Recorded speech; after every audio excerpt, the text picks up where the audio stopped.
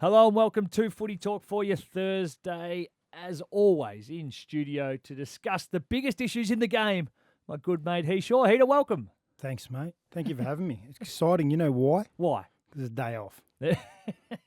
Day off. And it's a good day off. Anzac Day is a big day. It is a big day. We will get to that in the second break. We have to go backwards a little bit first. Abby Holmes and Jack Heverin talked about this yesterday. I'm very keen to get your views on two topics. The first one being Toby Green. Yep. What Gets a week for a footballing action. It's because he's not a good bloke. Didn't we figure that out last week? Charlie Cameron's a good bloke and no one else is. Toby is a ripping bloke. He just doesn't have the cleanest.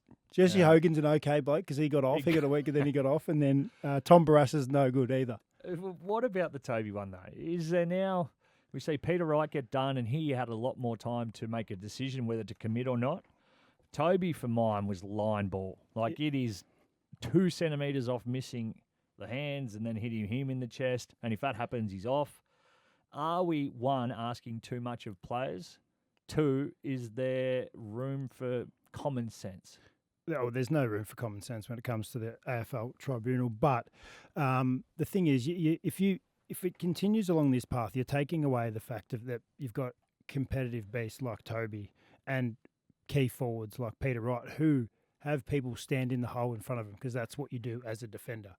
So that would be, in this case and going forward, it would be if there's someone sitting in the hole, then you actually have to stop and you can't actually make body contact with them because just in case you do accidentally hit them in the head, they do get concussed or they don't, you miss weeks. What do you reckon Adam Kingsley is saying to Toby? Is he saying, mate, we actually need you to change the way you play?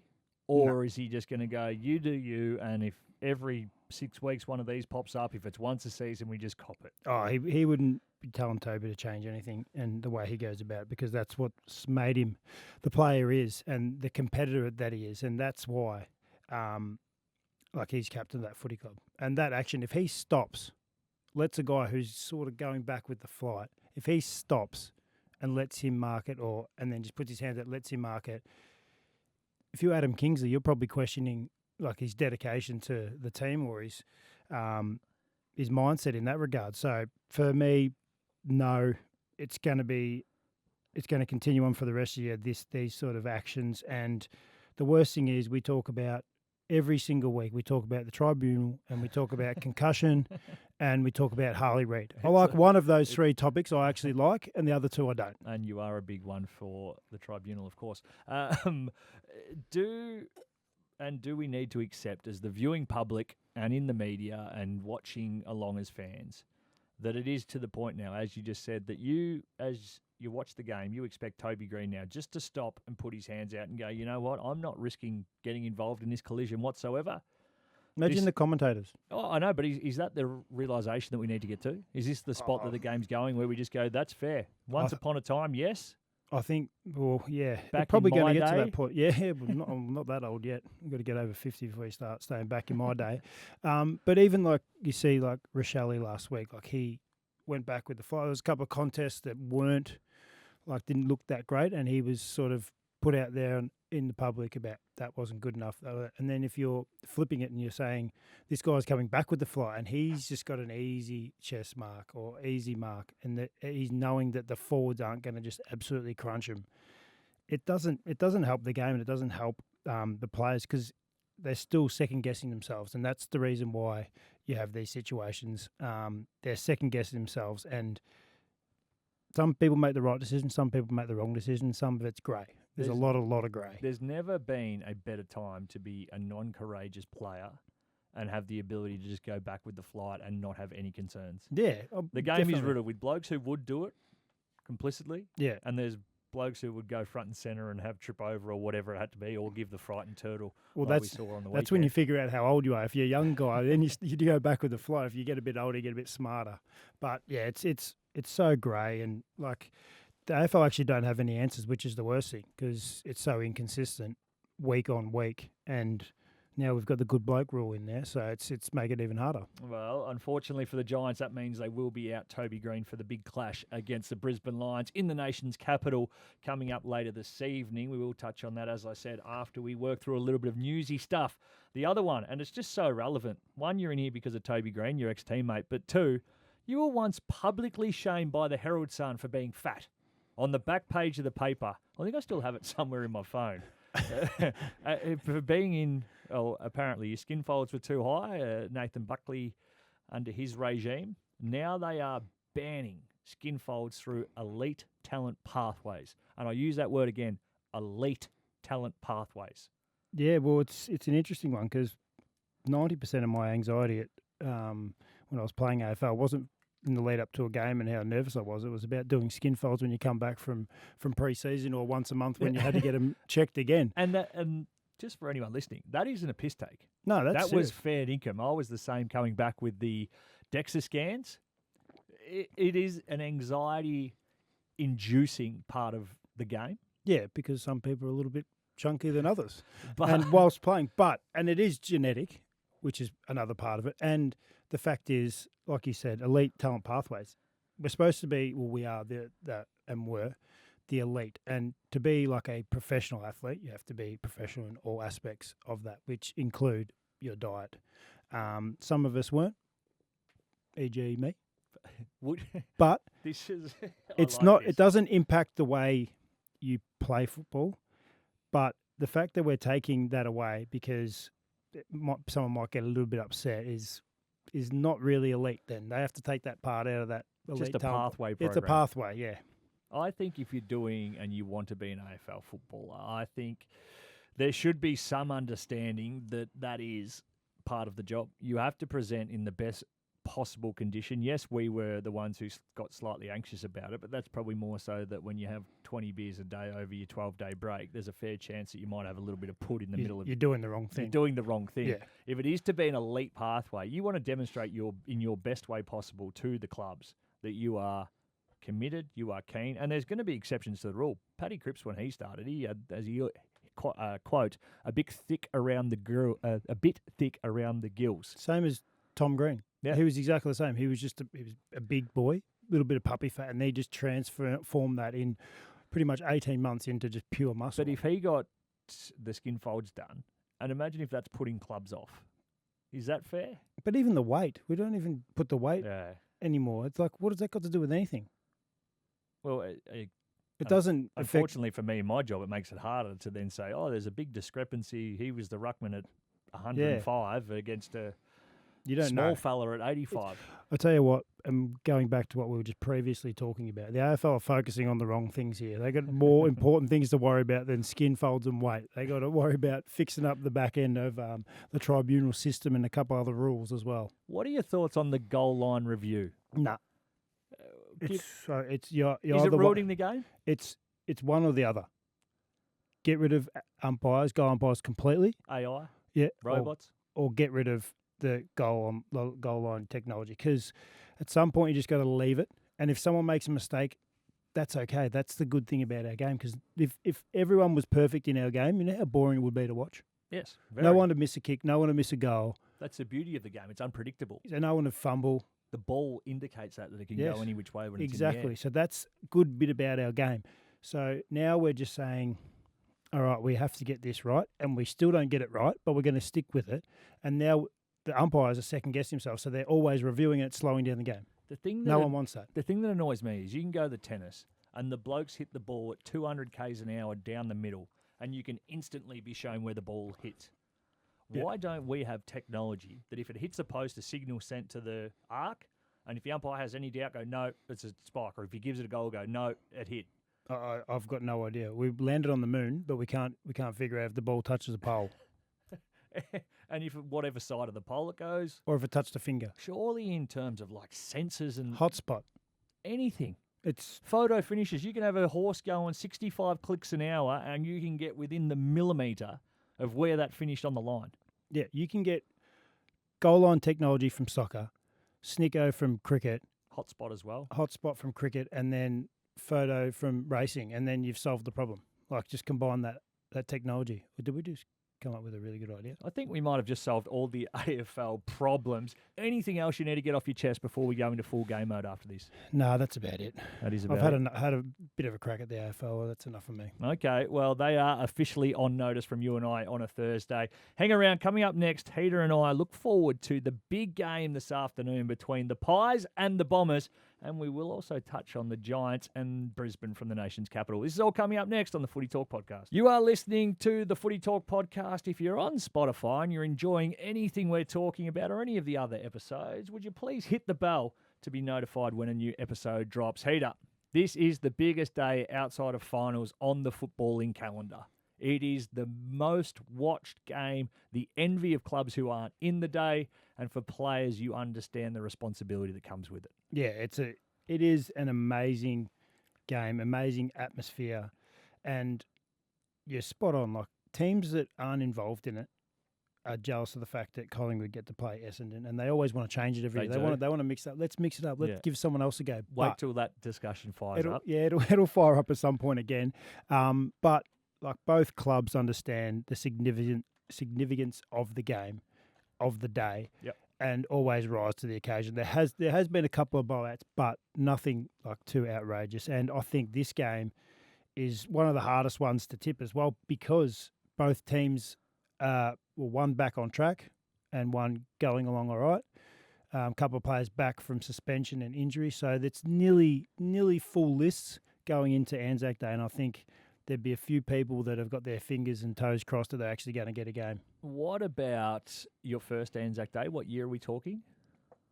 2008 or 9, yeah, maybe. Wow. Yeah. You were a late bloomer. Yeah, I was. Did Mick take you along to any of the shrine? Yeah, Do you remember anything of the historical part of the day that we paid tribute to and went into in a lot more depth? Yeah, the first couple of years we went to the shrine. I think it was the first and second year players went to the shrine during the week and got like a little private tour, and then the first and second year boys were made to go the morning of as well. The dawn service. The dawn service. One of the most moving services going around. Yeah, very eerie. It is. Yeah, well, it's just as eerie as the last post during the game, or the start of the game. So it is, and Mick loved his war. He did. He loved talking about war and mateship and what you would do for the guy standing next to you. And so Anzac Day was his time to shine. And some of the best speeches he ever said were on Anzac Day. And if you can't get yourself up for Anzac Day, there's definitely something wrong with you. There certainly is. I look forward to the clash this afternoon, because if it stays like it has been this morning, a little bit of rain precipitation about, a real opportunity for this to be the old school, hard fought, head in the hole type operation. Mark McGough. Oh, yeah. Maybe not that wet. Just somewhere in between that and a sunny day. So it is the contested footy style.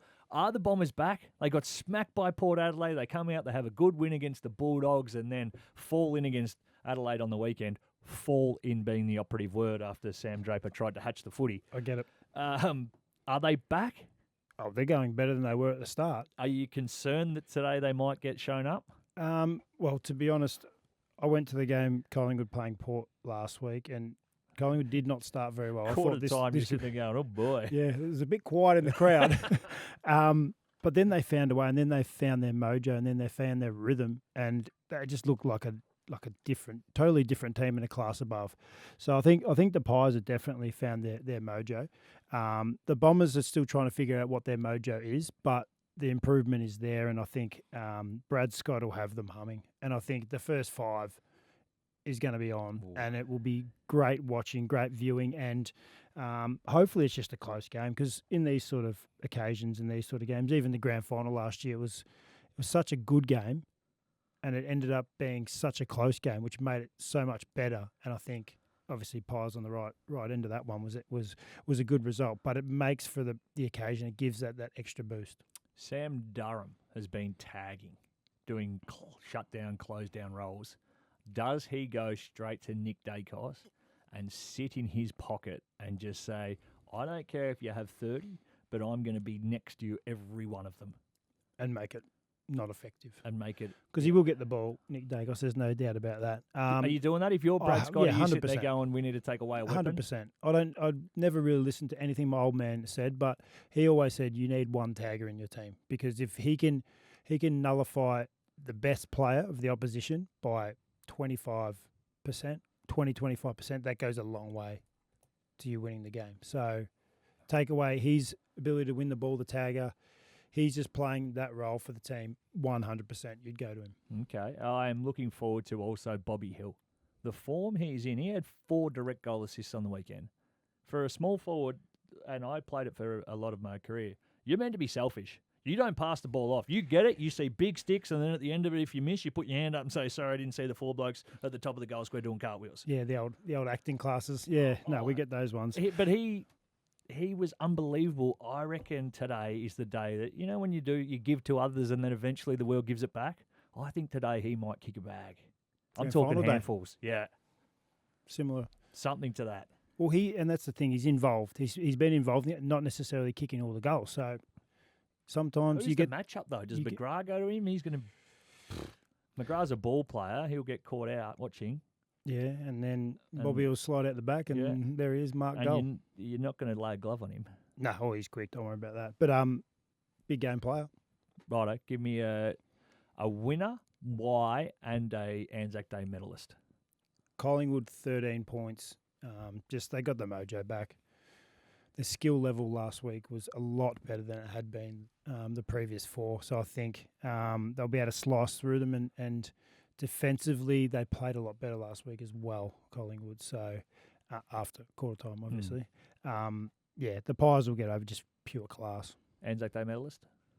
Ooh. What about, while you're having a think, our old mate Pendles, about to break the record for most possessions, the first player to get to 10,000.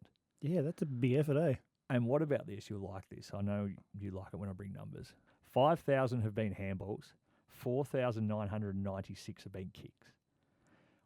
It's incredible. If he has 4 kicks to start the game, his breakdown is exactly 50-50. Someone's got to tell him.